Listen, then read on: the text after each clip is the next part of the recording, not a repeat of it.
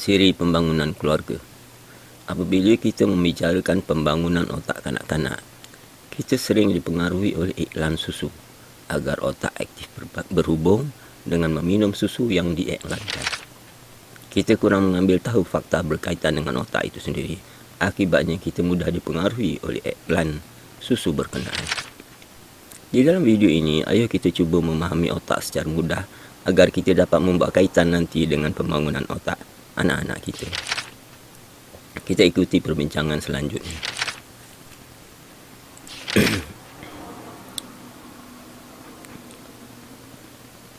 Perjalanan janin dari mula hingga kelahiran yang berkaitan dengan otak.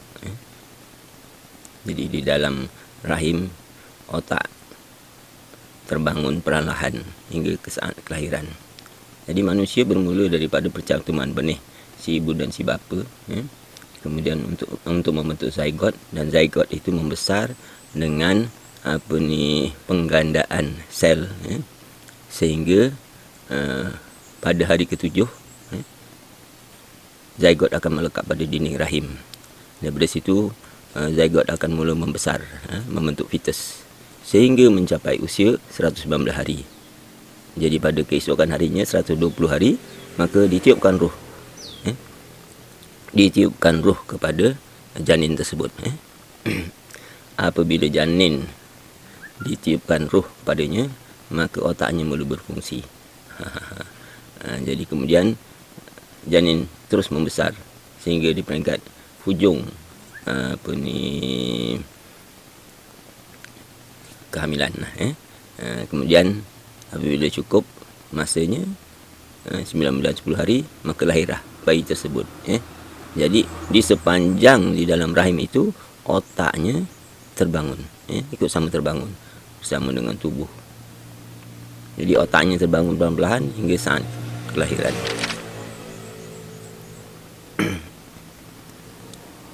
Okey.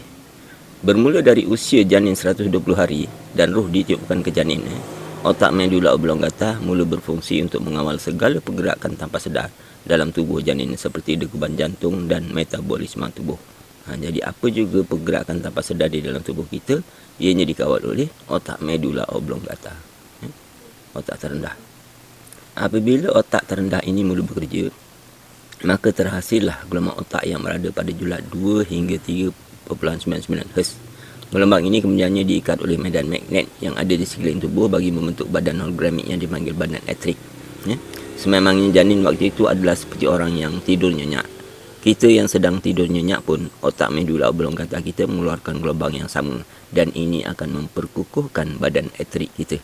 Jadi di sini perlunya untuk kita mampu untuk tidur nyenyak lah, seperti janin di peringkat awal di dalam rahim ibunya. Okay? Di sini kita cuba mengenali tentang otak. Jadi otak yang terendah ni dipanggil medula oblongata. Di hujung saraf tunjang, ini bagian atas, hujung atas daripada saraf tunjang dipanggil otak medula oblongata dan disinonimkan dengan otak reptilia. Lepas tu yang di tengah sini ni yang di tengah di dalam tengah ni otak perasaan atau limbic system. Ini disinonimkan dengan otak mamalia. Yang di atas ini cerebrum. Cerebrum ni otak kemanusiaan, ataupun otak berfikir. Jadi di sini ni sifat haiwan reptilia, di sini sifat haiwan mamalia, di sini baru kemanusiaan. Di situ tingkatan dalam ilmu minda, pakar-pakar minda mengklasifikasikan otak medula oblongata ni disinonimkan dengan otak reptilia, limbic system disinonimkan dengan otak mamalia, cerebrum disinonimkan dengan otak kemanusiaan yang boleh berfikir lah.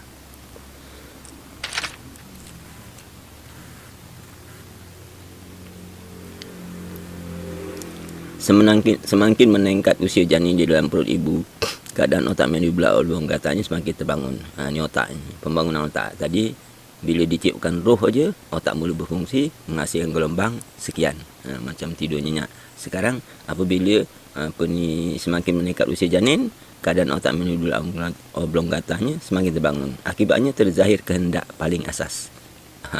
Maknanya lebih advance lah dia punya otak medula oblongata. Masih lagi medula oblongata, otak terendah. Akibatnya terjadi kehendak paling asas bagi janin yang di dalam perut ibunya. Maka bergerak-geraklah janin tadi untuk mencari keselesaan. Umpama orang yang sedang tidur dan bergerak-gerak mencari keselesaan. Macam inilah ni kan. Jika gerak. Dengan kerja otak yang sebegini, gelombang otak yang terhasil adalah pada frekuensi 4 hingga 7.9. Tadi 2 hingga 3.9. Sekarang 4 hingga 7.9. Ni.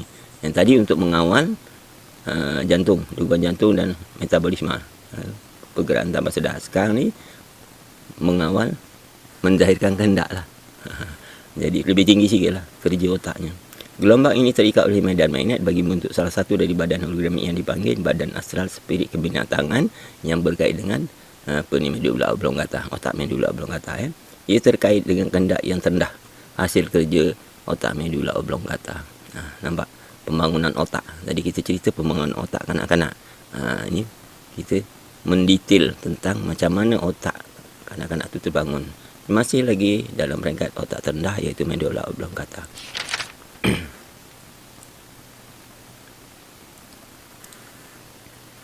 Okey, di peringkat akhir kehamilan, otak limbik. Ni satu tingkat lagi. Limbik sistem yang tengah pula. Peringkat kedua, otak peringkat kedua. Otak limbik sistem sudah terbangun sempurna. Sebelum dari kelahiran, selaput ketuban akan pecah. Selaput yang membungkus bayi di dalam rahim akan pecah dan air ketuban akan keluar. Akibatnya, kulit janin akan bersentuhan terus dengan dinding rahim. Di waktu itu, diri perasa kulit mula berfungsi dan mengantar maklumat ke otak limbik sistem, otak perasaan. Maknanya mampatan sewaktu si ibu meneran akan dirasai oleh diri perasa kulit janin. Pengalaman himpitan sebegini tersimpan di dalam limbik sistem, otak perasaan. Jadi, iyalah, dihimpit, dimampat, ditolak. Itu satu pengalaman yang mengerikan bagi si bayi, si janin tersebut lah kan. Lahir baru jadi bayi kan. Jadi itu disimpan sebagai satu pengalaman perpindahan alam lah, daripada alam rahim kepada alam nyata. Oleh kerana limit sistemnya sudah mula berfungsi, setelah lahir bayi akan memiliki kehendak mencari keselesaan. Tadi keselesaan dalam perut. Ini keselesaan menjadi keselesaan dah lahir, tetapi keselesaan yang lebih tinggi melalui limbik sistem. Tadi melalui medula oblongata. Nampak tu, berbeza otak. Akibatnya bila bayi terasa sejuk dan lapar, dia akan menangis. Jadi ini sekarang melibatkan otak tingkat kedua. Yang tadi melibatkan otak medula oblongata. Sekarang otak limbik sistem. Jadi mencari keselesaan juga, tapi mencari keselesaan peringkat yang lebih tinggi lah. Ini kehendak mencari keselesaan peringkat kedua melalui otak limbik sistem, dan ini menghasilkan gelombang otak dengan frekuensi 8 hingga 12.9 Hz. Gelombang ini juga membentuk salah satu dari badan hologramik yang dipanggil badan astral spirit kebinatangan juga, tetapi terkait dengan otak limbik sistem. Yang tadi terkait dengan medula oblongata.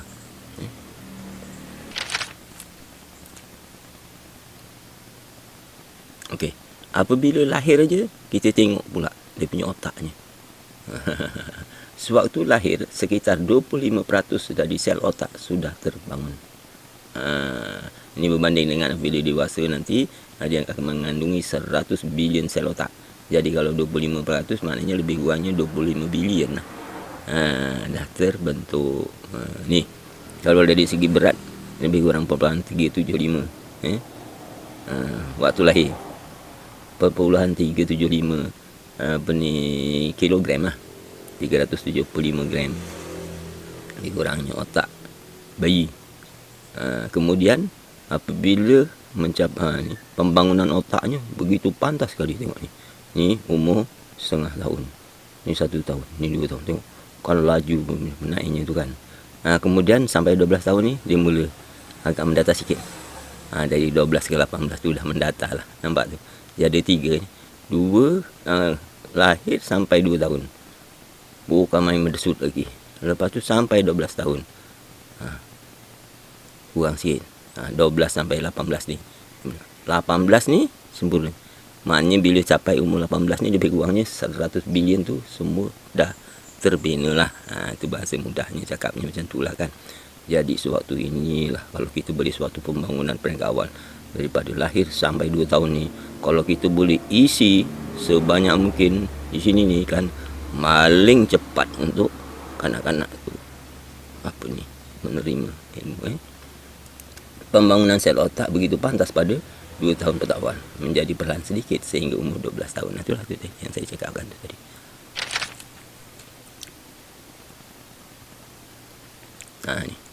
Ni pembangunan kanak-kanak. Ni begitu tengok ni tadi ni, kita ingat ni pecahan otak ni tadilah medula oblongata, otak perasaan, otak mamalia, sini otak berfikir, cerebrum ni tadi macam mana okey. Apabila kanak-kanak lahir, kemudian sampai satu ketika dia akan mula tiarap. Dia angkat-angkat kepala dia. Ni periodnya 1 hingga 3 bulan ni. Dia angkat kepala. Kemudian dia angkat dada. Bila dia dah angkat dada ni, dia akan mula bergerak. Orang sebutnya maju ke depan lah. Dalam keadaan bertiarap, dia maju ke depan. Pergerakan itu adalah pergerakan asas bagi haiwan reptilia. Ni dia. Reptilia tu contohnya buaya lah.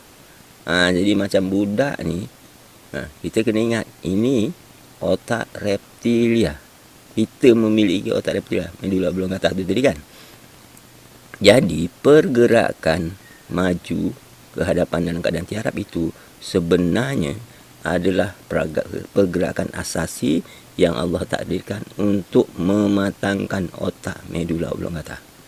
Kita tahu tadi, kita telah bincangkan, medula oblongata ni fungsinya mengawal pergerakan tanpa sedar seperti degupan jantung, pernapasan dan sistem metabolisme tubuh. Bayangkan kalau kanak-kanak itu tidak cukup maju ke depannya, sekejap je lah itu, apa jadi? Maknanya pasal proses ini akan mematangkan otak ini.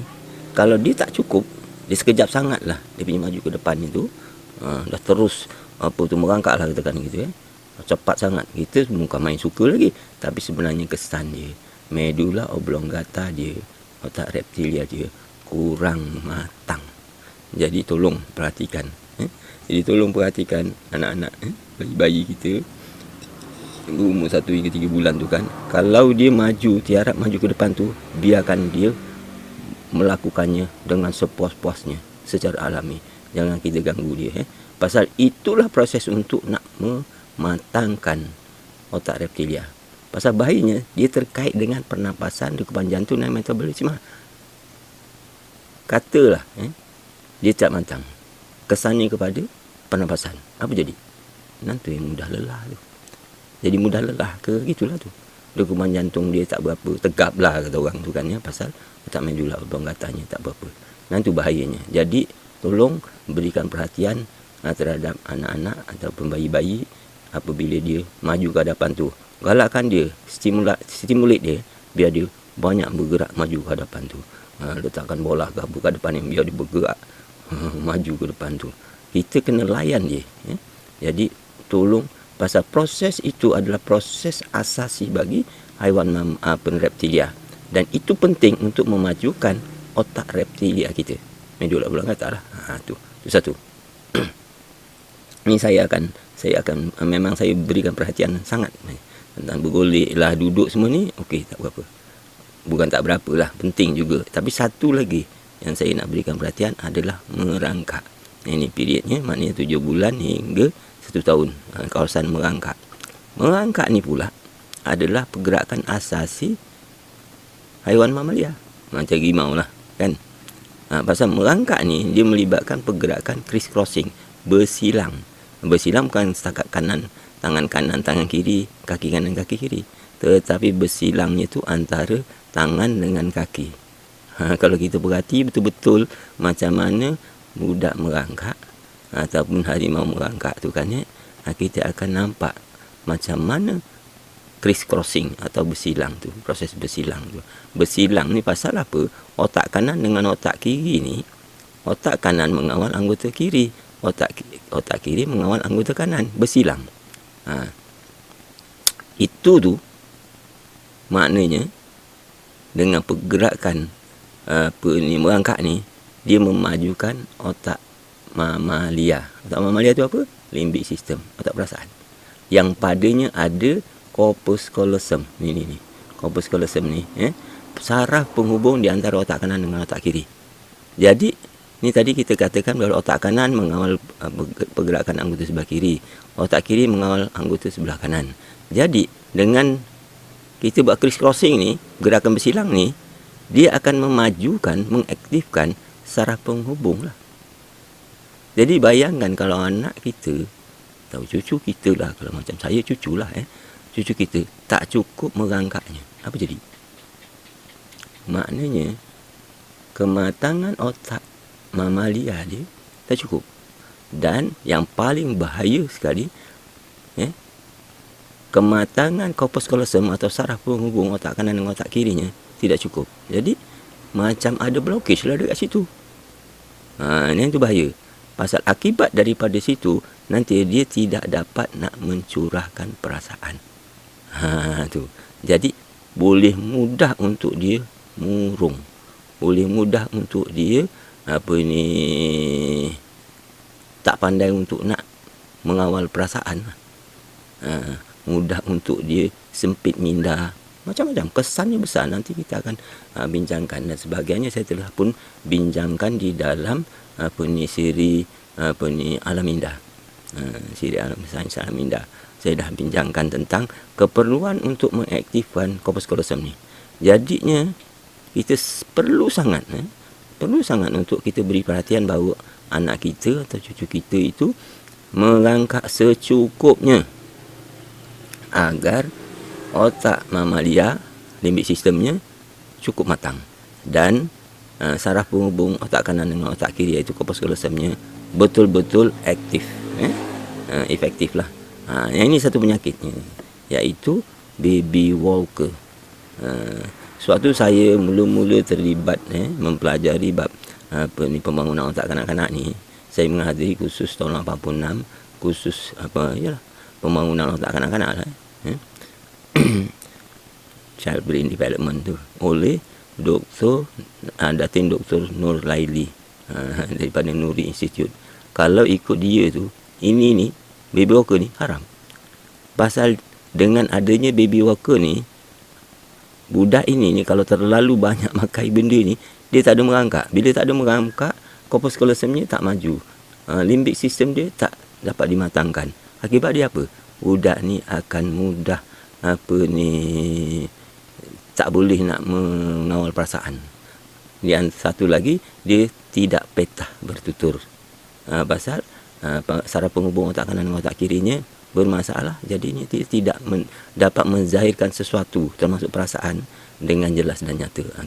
Jadi kalau bolehlah sekiranya ada nak pakai juga baby walker, pakailah, tetapi dalam keadaan terkawal. Saya selalu macam contohnya si ibu nak masak, jadi supaya anaknya selamat, membubuhkan dalam baby walker, jadi taklah dia mengganggu jadinya kan. Tetapi jangan dipakaikan sehingga terganggu proses alami merangkak tu. Itu kena faham. Pasal kalau anak tak cukup merangkak, dia akan jadi masalah seumur hidup. Ini masalahnya ni. Satu, dia boleh jadi pendiam, dia boleh jadi gagap. Keduanya, dia jadi bila pendiam tu akibatnya nanti hujung pasal dia tak dapat nak menyampaikan perasaan dia, menzahirkan perasaannya. Akibatnya boleh jadi murung, semua tu. Mudah untuk dia kena stres. Ini masalah. Jadi tolong ambil perhatian yang di sini. Dua perkara ni sangat penting. Saya kalau bercakap tentang pembangunan otak kanak-kanak ni, dua perkara ni yang saya berikan tumpuan sangat-sangat.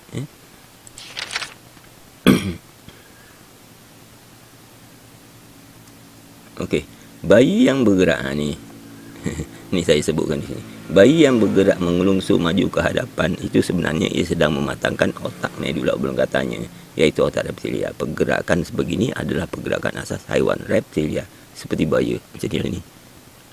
Macam ni dah merangkak yang ni. Dia belum naik lagi. Macam Arab angkat dada, lepas tu nanti gerak ke depan. Kemudian bayi merangkak macam ni. Merangkak dan membuat pergerakan criss-crossing bersilang. Ini pergerakan asas haiwan mamalia dan ianya mematangkan otak limbik sistem macam saya cakap tadilah, atau otak perasaan, termasuk saraf penghubung otak kanan kiri, corpus callosum. Setelah itu kanak-kanak mula membangunkan otak cerebrum, otak kemanusiaan. Ya. Apabila ia mula berjalan, belajar berjalan dan bercakap. Ini sifat asasi manusia itu berjalan kaki dua. Kalau mamalia kaki empat. Jadi manusia berjalan kaki dua. Satu lagi beza, manusia ini bercakap.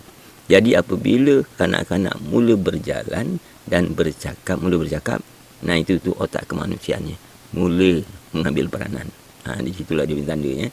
Pada peringkat ini terbangun kehendak yang terkait dengan otak cerebrum, seperti berdatang kerenah misalnya.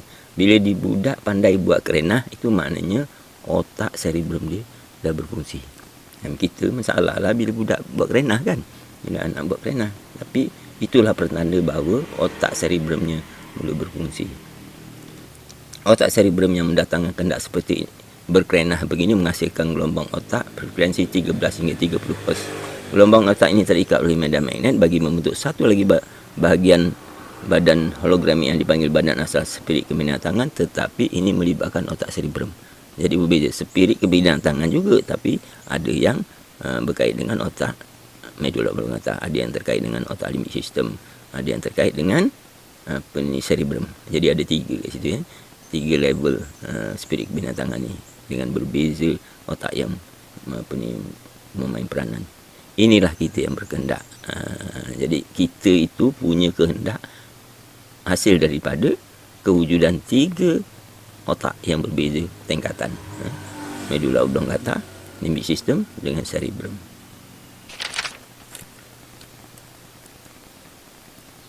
Okey. Mulianya manusia kerana diberi akal. Akal duduk di otak. Ni contoh berat bandingan otak ni. Ni bawah ni berat kita, berat badan. Berat badan apalah, bukan kita lah. Maknanya berat badan makhluk lah. Haiwan, ni semua ni haiwan ni. Ini berat otak dalam gram, ni dalam kilogram. Tetapi skalenya kena awas. Ni dipanggilnya logarithmic scale. Scale logarithm.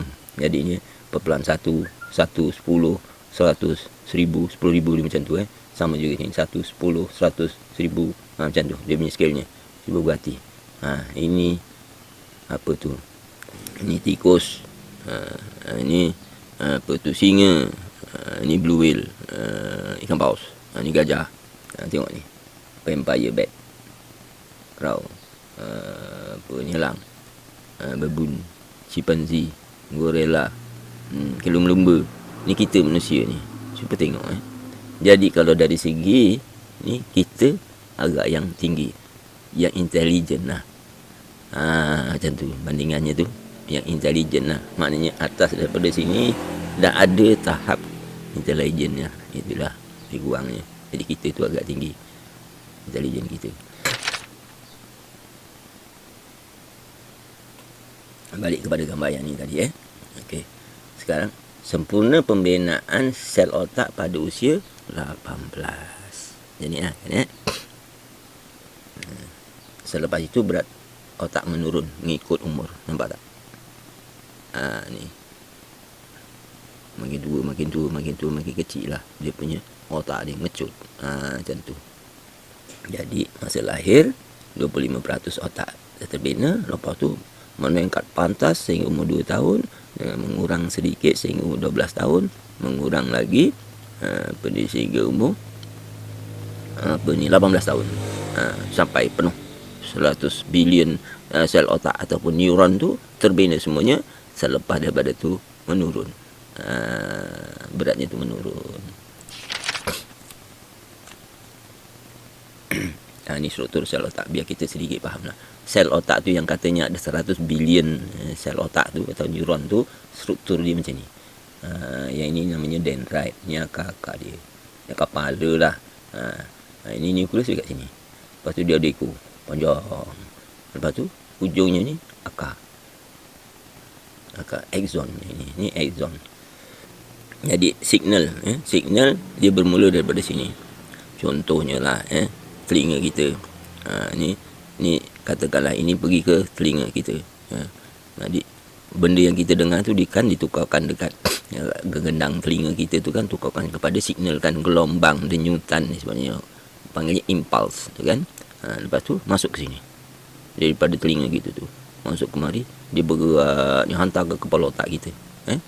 Ni jadi aliran signal tu tadi, aliran impuls ataupun gelombang denyutan tu bergerak daripada dendrit, daripada dendrit pergi ke axon sampai ke hujung. Sampai ke hujung ni dia nak berpindah ke sel otak yang sebelah. Bila nak pindah tu, cuma perpindahan itu tidak melalui sentuhan. Nampak? Ni. Ini hujung akar axon. Ni. Ini hujung akar dendrit yang sebelah. Nampak tu? Macam ni kan? Ni hujung akar axon. Ini hujung akar dendrit. Dia ada jarak ni. Jarak tu dipanggil sinaps. Macam ni. Ni sinaps. Tu. Dia tak bersentuh. Jadi bila signal tu sampai dekat ujung ni, ujung situ tu kan, sebelum dia berpindah tu, dia akan menyebabkan neurotransmitter ni, satu cairan chemical lah. Cairan chemical terhasil. Dia panggil neurotransmitter. Neurotransmitter ni yang melompat ke sebelah ni, melepasi ruang sinaps ni tadi ni kepada reseptor ni, penerima lah kat sebelah ni, reseptor ni. Dia bawa sekali maklumat. Maklumat apa? Katakan apa tu lah, kita dengar apa lah, muzik ke apa benda. Signal yang berisi muzik tu tadi akan terpindah kemari ke sel otak sebelah. Macam tu lah perpindahan ni. Masa pindah ni terhasil gelombang otak. Yang ini signal di dalam, dipanggilnya gelombang denyutan atau impuls, yang berada di antara sel otak kepada sel otak yang lain, kepada sel otak lain, kepada sel otak lain. Otak tu dianggap bekerja apabila berlaku pemindahan ni. Kalau tak berlaku pemindahan ni, otak tak kerja.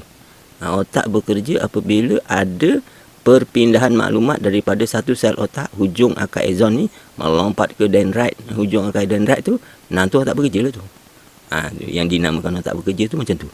Berlaku loncatan tu tadi. Maknanya neurotransmitter melompat tu, perpindahkan maklumat tu tadi. Apa maklumat lah situ, pindah tu. Nah, itu namanya otak bekerja. Tapi dalam masa yang sama, apabila berlaku loncatan itu, terkeluar kat sini ni gelombang otak, brain wave. Ni contohnya ambil wire kan, hubung kat kutub bateri kereta, satu yang positif, yang satu negatif katakan. Lepas tu wire tu dekatkan. Ni kata ni ujungnya ni dekat bateri yang negatif, sini yang positif, dekatkan. Apa jadi? Keluar spark kan. Itu macam spark tu, macam spark plug tu, spark tu. Tapi kat sini tak, kat kepala kita bukan keluar spark lah, dia keluar gelombang otak. Yang disebut brain wave tu keluar kat sini lah ni. Yang ini impuls, gelombang denyutan yang berpindah daripada, yang mengalir mengikut apa ni lah, mengikut ni tadi ni. Di sepanjang di dalam sel otak lah. Itu dipanggil gelombang denyutan atau impuls, yang membawa bersamanya maklumat. Apa benda maklumat lah yang dibawanya tu kan, yang dikutip oleh panca indera kita. Jadi kita kena faham asas namanya struktur sel otak tu. Macam Island TV, dia tu cuma ceritanya loncatan apa itulah tu, apa membentuk, menjalin hubungan tu, inilah dia.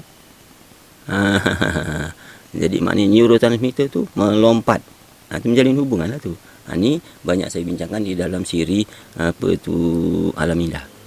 Banyak saya dah banyak bincangkan bab-bab yang begini di dalam pasal yang ini ni siri apa ni lah, pembangunan otak kanak-kanak lah kan, siri pembangunan keluarga. Tapi mula-mula ni kita menjurus kepada pembangunan otak kanak-kanak. Jadinya macam tu otak.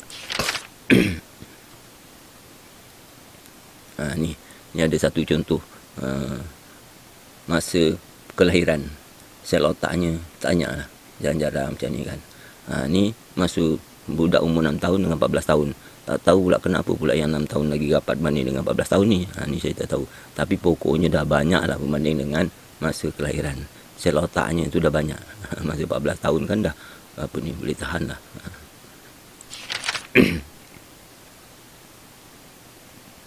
Ni dari segi kefungsian otak lah.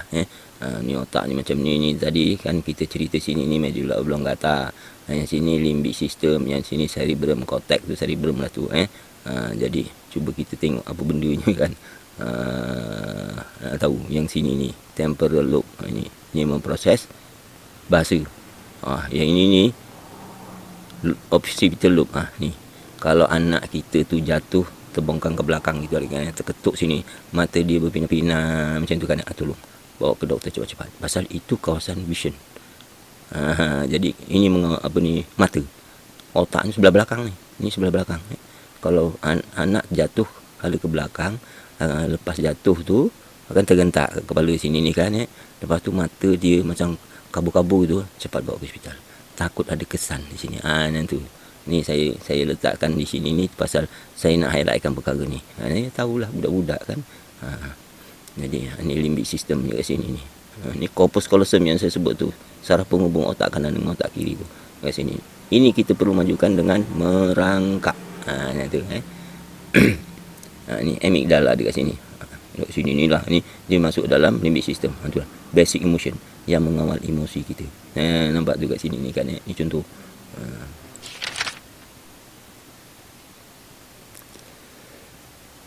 Kesimpulan, otak mula berfungsi sebaik saja roh ditiupkan kepada janin, iaitu pada umur janin 120 hari, bagi mengawal pergerakan tanpa sedar seperti degupan jantung, metabolisme tubuh. Ini otak medula oblongata lah. Gelombang otak yang terhasil membentuk badan etheric, hasil kerja medula oblongata. Ni ceritanya tu macam orang tidur nyenyak. Setelah itu otak terus berkembang sehingga terzahir kehendak yang berperingkat-peringkat. Maksud berperingkat-peringkat ni kehendak yang terzahir daripada medula oblongata, otak medula oblongata, kehendak yang terzahir daripada otak limbic system, kehendak yang terzahir daripada otak cerebrum. Macam itulah, berbeza 3 kan, 3 tingkat. Semuanya tu adalah membentuk badan astral spirit kebinatangan. Gelombangnya 4 hingga 30 lah keseluruhannya tu kan. Sebab tu lahir sekitar 25% dari otak keseluruhan telah siap dibina. Bila sebut seluruh tu, dia bermaksud 100 bilion neuron. Lebih kurangnya lah, ini yang dinyatakan secara saintifiknya lah. Pada 2 tahun pertama penggunaan otak begitu pantas. Jadi kalau boleh diisi dalam tempoh masa budak 20 tahun ni, cukup senang dia nak belajar. Kemudian menurun sedikit sehingga umur 12 tahun. Dan lengkap pembinaan pada usia 18 tahun. Sewaktu kelahiran, kaedah bersalin secara normal berbanding pembedahan akan memberi kesan berbeza kepada otak limbic system.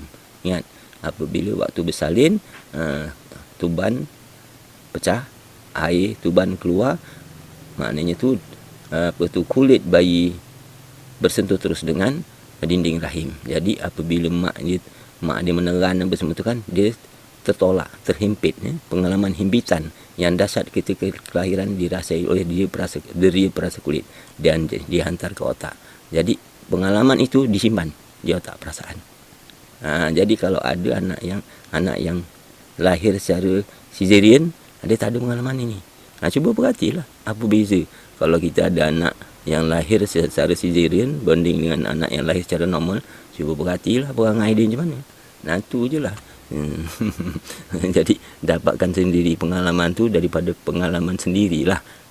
Jadinya jadi maklum kemudiannya nanti kan.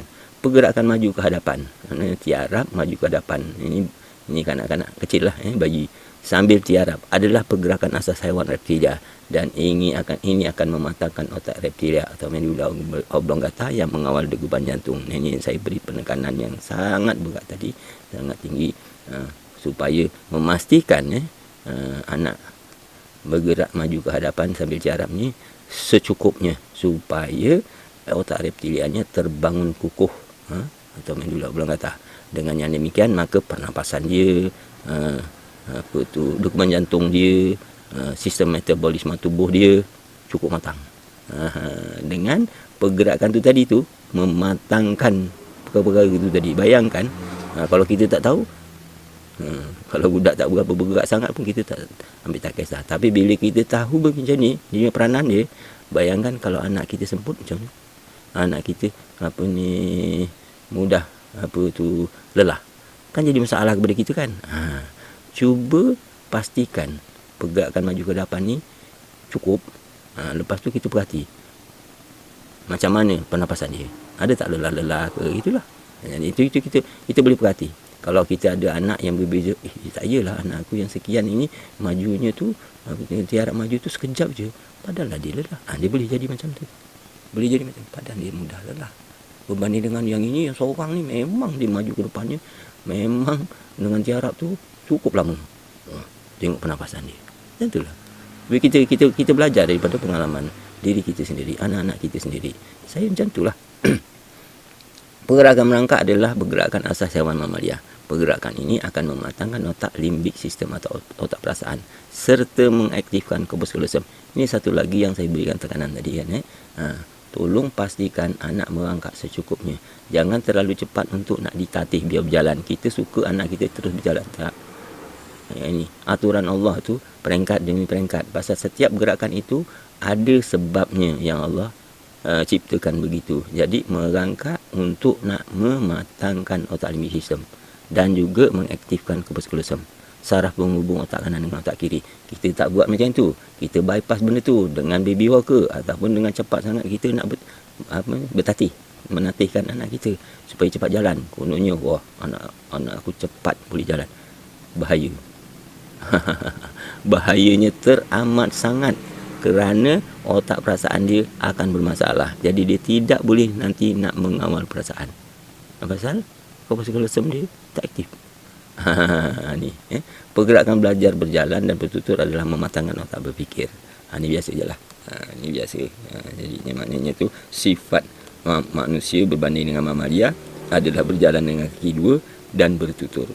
Sebab itu bila anak sudah mula berjalan dan sudah mula bertutur, itu menandakan bahawa cerebrum atau otak kemanusiaan dia, otak berfikir dia mula mengambil peranan. Macam itulah jadi dalam pembangunan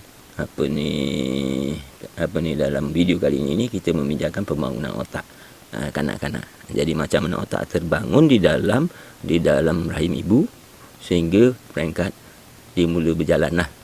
Macam tu ceritanya. Jadi di mana penekanan yang harus kita beri. Jadi setelah kita bincangkan di sini.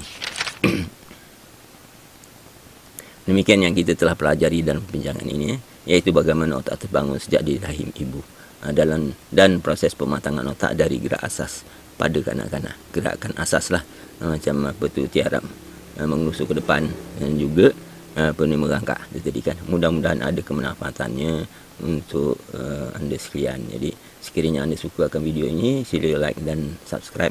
Mudah-mudahan menjadikan lebih bersemangat untuk membuat video-video yang akan datang. Sekian untuk video kali ini. Wassalamualaikum warahmatullahi wabarakatuh.